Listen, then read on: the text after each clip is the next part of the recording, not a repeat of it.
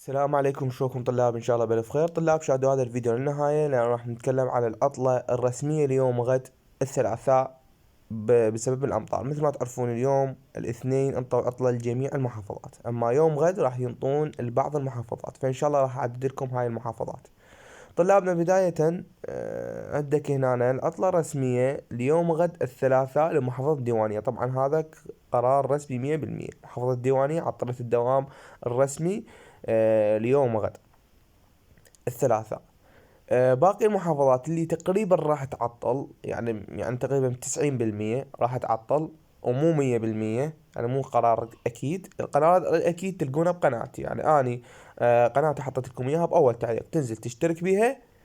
بس انزل لك اقول لك عطلة معناتها عطلة رسمية 100% بهاي المحافظة، مثل ما سوينا البارحة.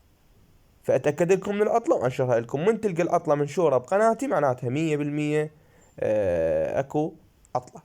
زين، المحافظات اللي تقريبا راح تعطل عندك مثلا كربلاء، عندك مثلا واسط، تقريبا يعني عندك بعد النجف، ذي قار، ميسان، بغداد، الأنبار، وبعد كم محافظة يعني ما يخطرن على بالي.